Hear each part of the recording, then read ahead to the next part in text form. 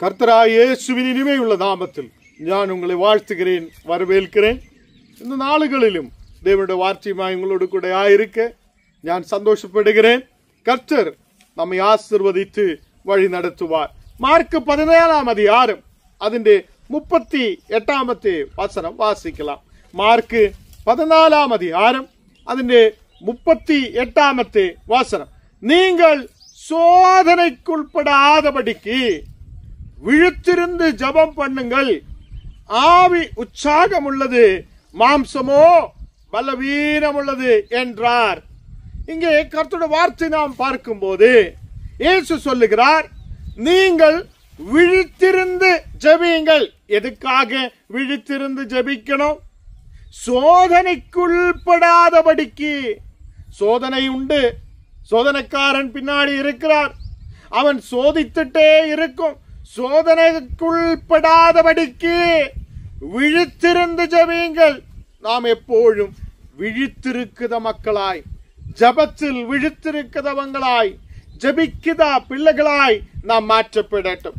இங்கே வசனம் சொல்லுகிறார், ஆவி உற்சாகம் உள்ளது. நாம் ஆவிக்குரிய பிள்ளைகளாய் இருக்கும்போது, நாம் கர்த்தருடைய பிள்ளைகளாய் இருக்கும்போது நாம் புரிய வேண்டிய விஷயம், ஆவி எப்போதும் உற்சாகம் உள்ளதாய் இருக்கிறார். ஆவிக்குரிய சரீரம் அது உற்சாகம் உள்ளதாய் இருக்கிறார். എന്നാൽ மாம்சமோ பலவீனமானது. மாம்சம் எப்போதும் பலவீனமாயிருக்கும். நிறைய பேர் சொல்லும், சோர்வாய் இருக்குதையா, சோகத்தோடு இருக்கிறார், ஐயோ என்னுடைய சரீரம் பலவீனமாய் இருக்கிறார், நடக்க முடியாதே, நிற்க முடியாதே, போக முடியாதே, எப்படி நான் முன்னாடி போகும் என்னெல்லாம் யோசித்துட்டு இருக்கிற மக்கள். இங்கே சொல்லுகிறார், சரீரம் அது பலவீனம் உள்ளதாய் இருக்கிறார், மாம்சமோ அது பலவீனமாய் இருக்கிறது. இங்கே கர்த்தருடைய வார்த்தை சொல்லுகிறார், நீங்கள் சோதனைக்குள்படாதபடிக்கு, நீங்கள் சோதனைக்குள்படாதபடிக்கு எப்போது விழித்திருந்து ஜெபிக்கிற மக்களாய் நாம் மாற்றப்படட்டும். கர்த்தருடைய பிள்ளைகளே, ஆவி உற்சாகம் உள்ளதாய் இருக்கிறார், ஆவி உற்சாகம் உள்ளதாய் இருக்கிறார். அதே மாம்சமோ எப்போதும் பலவீனம் உள்ளதாய் இருக்கிறது. இங்கே வசனம் 39 வசனம் சொல்லுகிறார். மார்க் 14 அதிகாரம் അതിന്റെ 39 வசனம் சொல்லுகிறார், அவர் மறுபடியும் போய் அந்த வார்த்தைகளை சொல்லி ஜெபம் பண்ணினார்.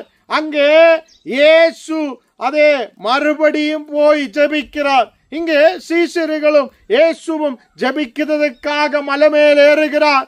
அவர் சொல்லுகிறார், ஆண்டவரே, இந்த பிரச்சனைகள் பயங்கரமாய் இருக்குது, இந்த நிமிஷத்தை என் மேல் நின்று மாற்றி விடுங்க, உன்னால் முடியும் என்று நான் நம்பிக்கை வைக்கிறேன் என்று சொல்லி அந்த சோதனையின் நேரத்தில் இயேசு அதை ஜெபிக்கிறார்.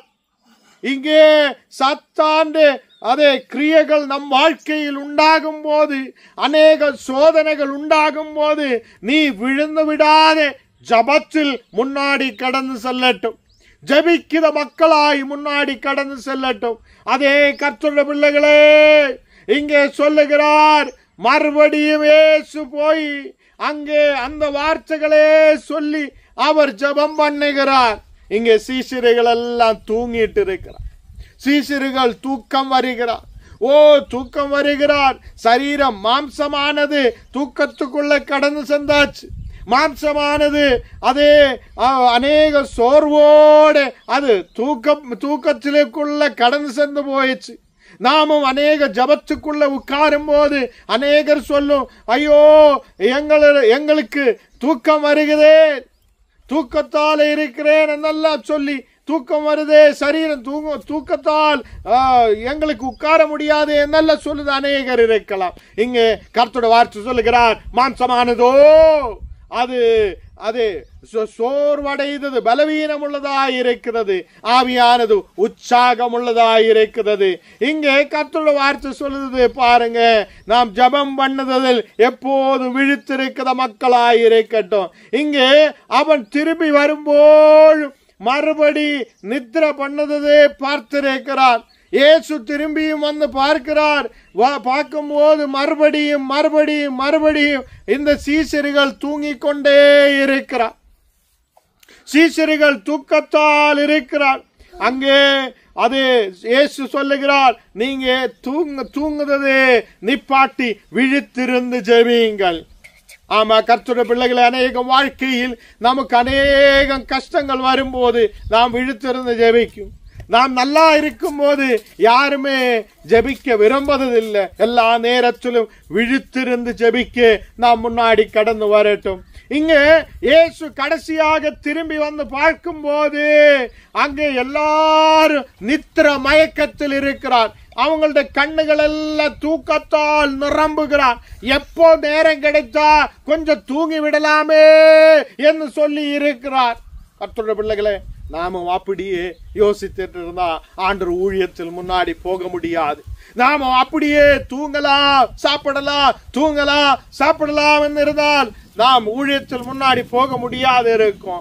நாம் சொல்லட்டும், ஆண்டவரே என்னை உற்சாகப்படுத்துங்க, என்னை பலப்படுத்துங்க, என்னை இனியும் கர்த்தருடைய ஊழியத்துக்காக முன்னாடி கொண்டு போக என்று சொல்லும் போது நிச்சயமாய் நமக்கு ஒரு உற்சாகம் அடைய முடியும். ஆவி உற்சாகம் உள்ளதாய் இருக்கிறது. இங்கே தேவனுடைய வார்த்தை நாம் வாசிக்கும் போது இயேசு அங்கே கடந்து செல்லும் போது எல்லாரும் கண் மயக்கத்துக்குள்ள இருக்கிறார். எல்லாரும் மயக்கத்துக்குள்ள இருக்கிறார். எல்லாரும் அங்கே சீஷர்கள் எல்லாம் தூங்கி விடுவதை பார்க்கிறார். அப்ப இயேசு சொல்லுகிறார், இனி நீங்க நித்திர பண்ணி இளைப்பாருங்கள், வேலை அது வந்து விட்டது.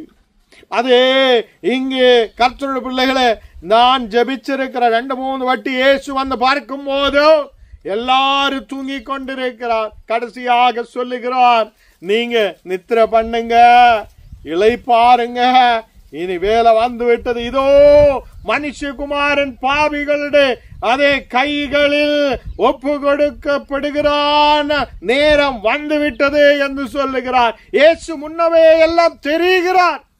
இப்போ நேரம் வந்து விட்டிருக்கிறார். மனுஷகுமாரன் அதே பாவிகளுடைய கைகளில் ஏற்பிக்க போகிறார்.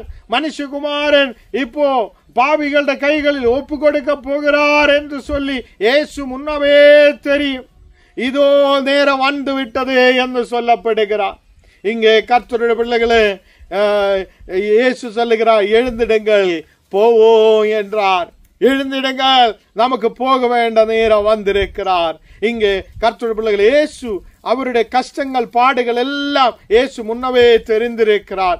அவர் ஆண்டவரோடு கூட வாசம் பண்ணினவர், ஆண்டவரோடு கூட இருந்தவர், அவரே ஆண்டவராய் இருந்தவர். அவர் நம்மை ரட்சிப்பதற்காக இந்த உலகத்திலேக்கு கடந்து வந்தவர்.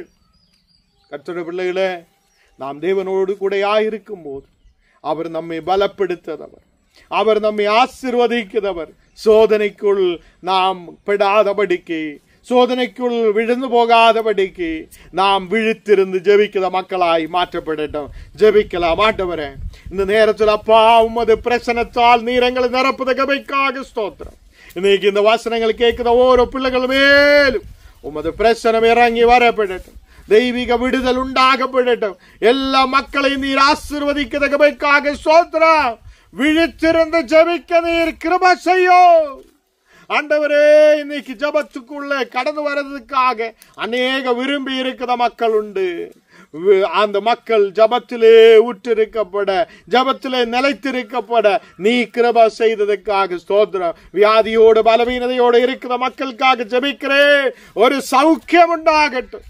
பரிசுத்த ஆவியால் நீர் நிரப்பட்டும். நின்ற மக்களை நீர் ஆசீர்வதிக்கட்டும். நின்ற கிருபையால் நிறைக்கட்டும். தெய்வீக கிருபையால், தெய்வீக பிரசனத்தால் நிரப்பி நீர் வழி நடத்தட்டும். இயேசுவின் நாமத்தில் தன பிதாவே, ஆமேன். கர்த்தர் நம்மை ஆசீர்வதித்து வழி நடத்துவார். ஆமேன்.